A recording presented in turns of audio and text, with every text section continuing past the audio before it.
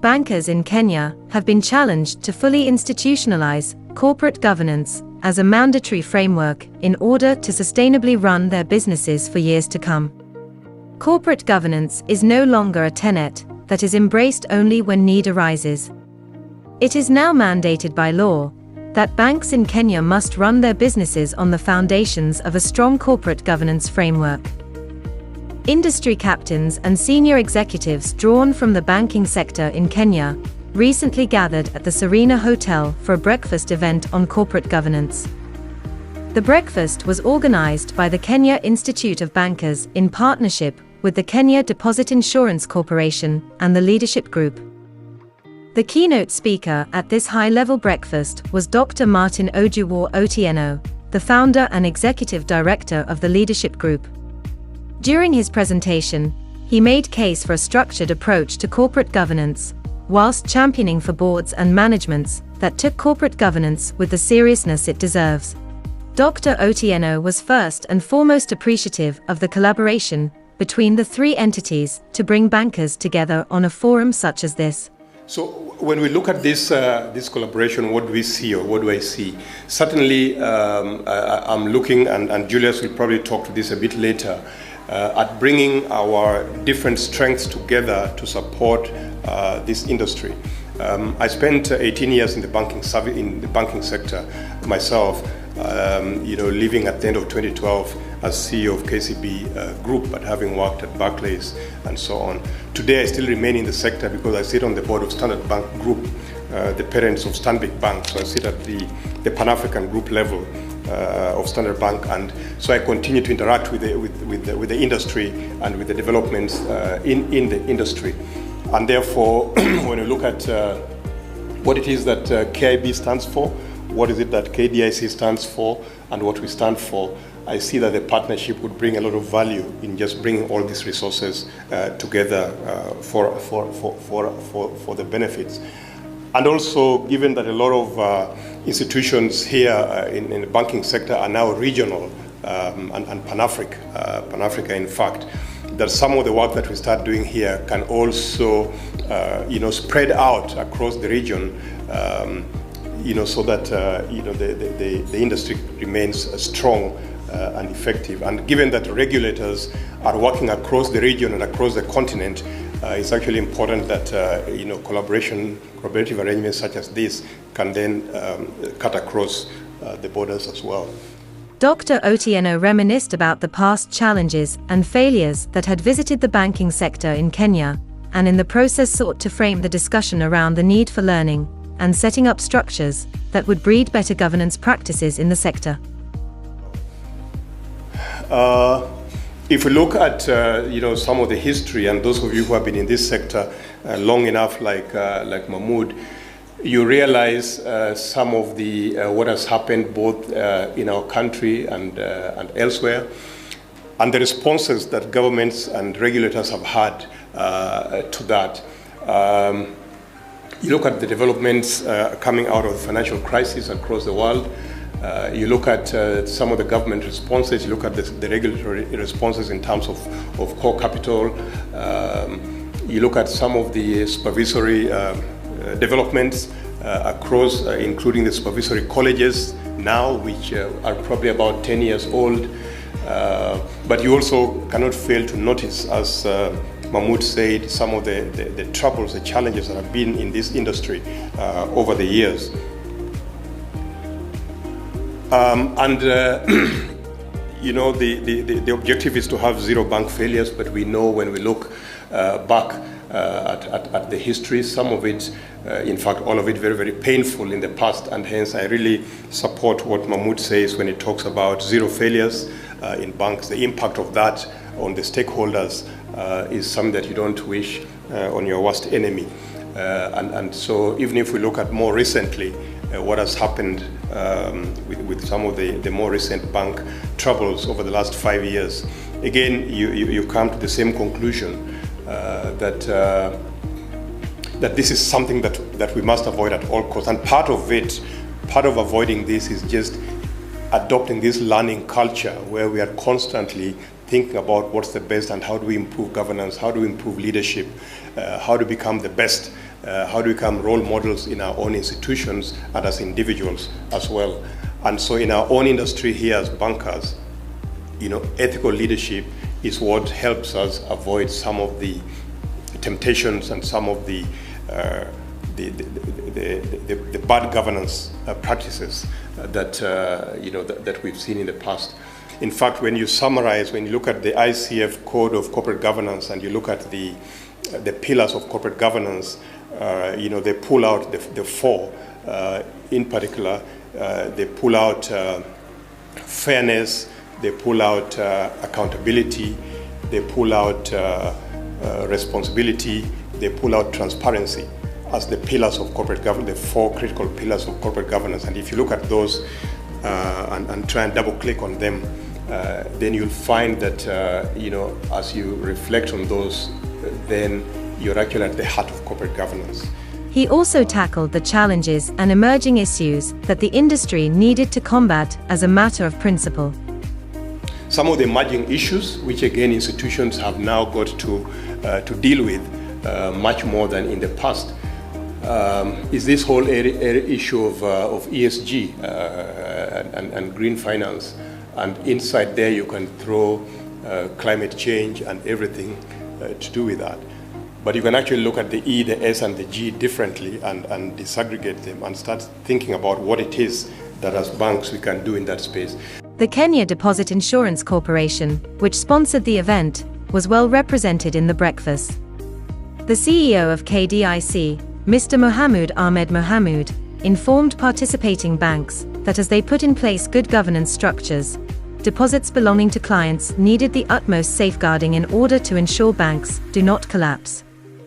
Good governance, he said, was the key ingredient to ensure this practice of keeping safe clients' money is institutionalized. I think you'll all agree with me that once we have a strong, I give it about the 4 S's, strong, sound, safe and sustainable banking system in this country, the skies shall be the limit. And I think we all know that banking is the nerve center of a country's financial sector, isn't it?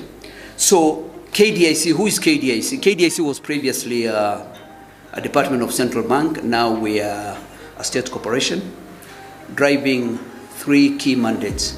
And our mandate is called a risk minimizer. We breathe risk and we sleep risk because we believe in resolution, and we are also a resolution authority. And ladies and gentlemen, our journey going forward is to resolve banks. Indeed, we have a mantra called 0 bank failures in Kenya. Because I always tell the bankers that as much as you are a private institution, you are holding a very critical public asset called what? Deposits. That bank does not belong to Mohamud, it belongs to the Wanjikos, Fatumas and the Atienus. So please make sure you jealously guard those deposits because our mothers, sisters, brothers, uncles and everybody wants to sacrifice to save for a rainy day. Corporate governance now fits in very well. Make sure you jealously guard those deposits because it belongs to your own people. It does not belong to anybody else. Mr. Mohamud provided crucial highlights to the mandate of KDIC, which gels critically with the key role that corporate governance plays in any banking institution.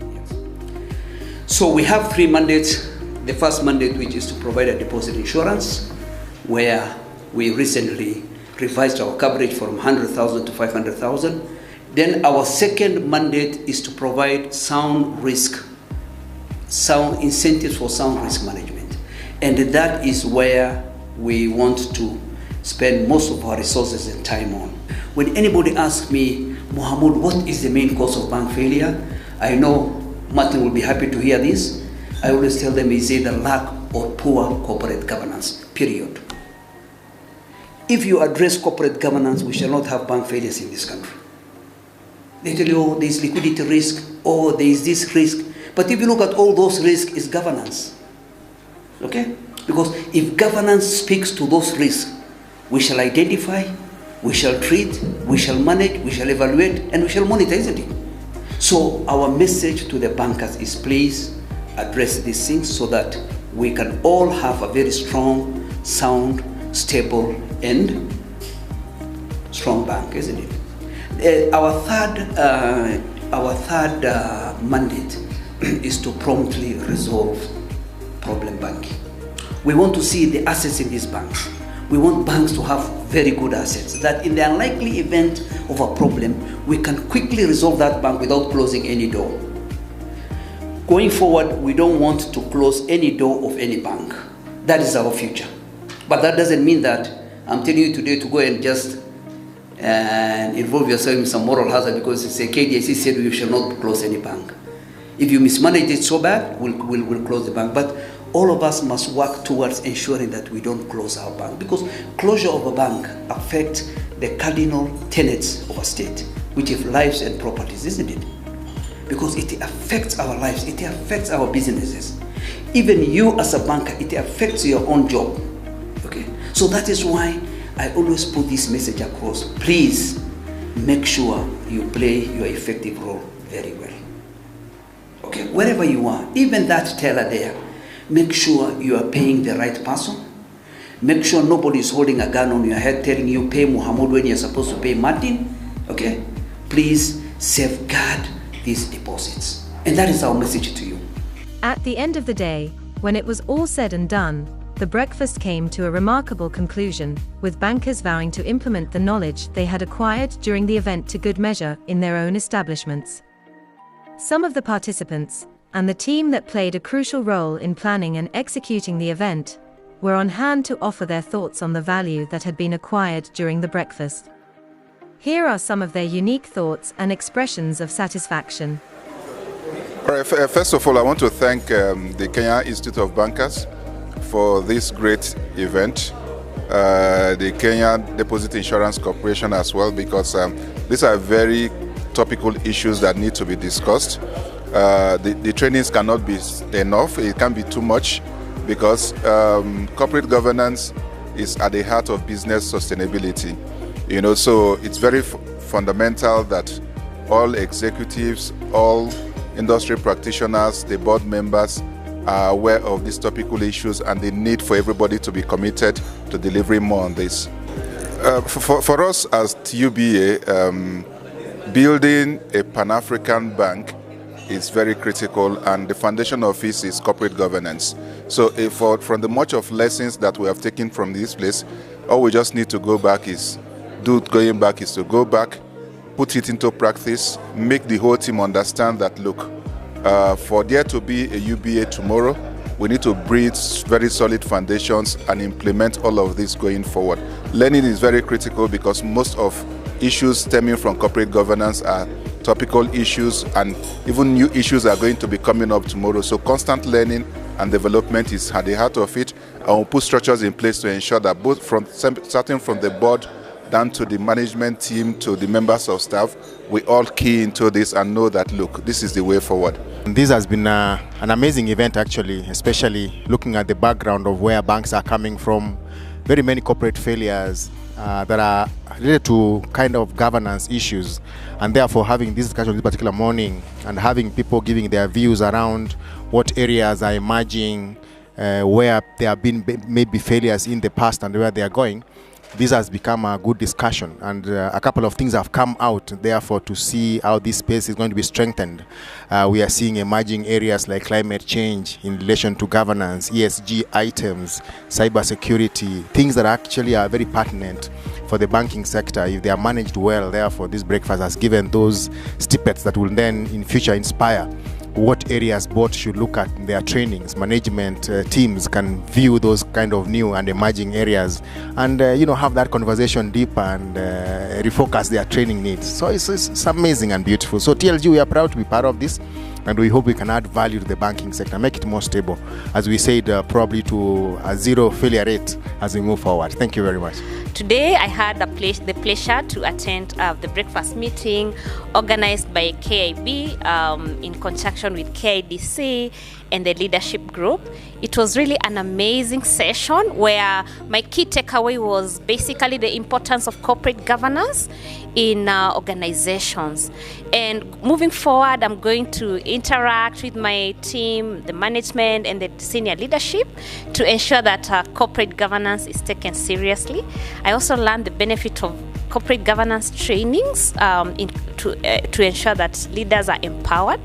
And this was really amazing because we are going to look at that moving forward at Rafiki. I've learned a lot in this event in regards to corporate governance, and especially on sustainability and why we need to grow sustainable business, because we live in a world that is full of uncertainty and the only constant thing is change. And I look forward to having more of such events. I would appreciate if KIB would have events on cybersecurity, fintechs, so that we're able to also manage the future, the innovations that are coming up in the banking sector. So thank you very much, and I'm glad to have been here, I've networked, and I look forward to more of such events. Thank you, KIB. The issue of corporate governance, this was a very important event here today. The manner in which companies are directed and controlled is actually not even becoming, has been a critical issue actually when it comes to how companies are going to determine their structure, how they're going to, the oversight, their committees, etc. Basically how companies are run is critical. It's critical, and especially so within the financial services industry, the banking industry, the critical role that the banking industry plays. It is absolutely essential that they are run in an appropriate manner. That tone from the top, board structure, especially now corporate governance basically is driven, it's an initiative driven by the board, is critical towards not only firms in particular, but the industry as a whole. My name is Angela Wamboy, and I had the pleasure of being the moderator for this morning's breakfast session, which was brought to you by KIB and, of course, our sponsors, KDIC, alongside our other partners, the leadership group.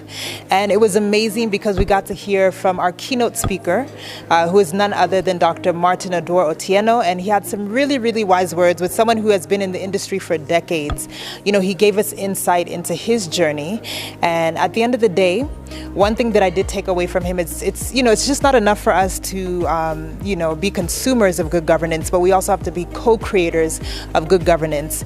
And I think with the diversity of the institutions that were in the room, to our corporate members, we really encourage you and challenge you to be co-creators of good governance and to spread that. And that's what's going to make our sector stronger, not just in Kenya, but the region and the whole continent at large. Last but not least, it was the turn of the Chief Executive Officer of the Kenya Institute of Bankers, Mr. Julius Alego, to reflect on the event.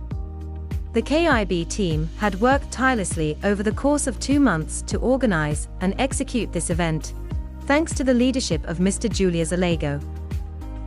This is one of the events that we had highlighted this year because of the core nature of corporate governance within the financial institutions and banking specifically.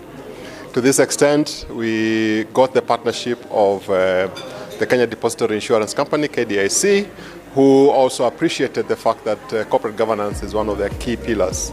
On the other hand, we sourced out for a partner who can then help us in demystifying corporate governance. And this came in the form of the leadership group headed by Dr. Martin Odoro Otieno. So that's how we came together and thought of this breakfast, more of a high-level activity to ensure that the bankers and our corporate sponsors basically appreciate what corporate governance is all about. The next step, obviously, is for us then to bring this down to bespoke institutions, the banks themselves and financial institutions. So one of the key areas that we are taking up as the next steps is to ensure that there is internal discussions and continuous discussions with the leadership group and our individual banks to build up the corporate governance culture within their banks. This will entail, amongst other things, training of their boards, training of their senior executive staff, but more importantly, we want to look at the bigger picture, which is building the culture. And building the culture there would mean, amongst other things as well, other than training, is to do assessment of the boards, to look at their, for example, their succession plans, to look at the risk management areas as well. So we're looking at the entirety of corporate governance. So there's a lot more that is coming our way and the way of our corporate members, and we look forward to a lot more cooperation and partnership towards this end.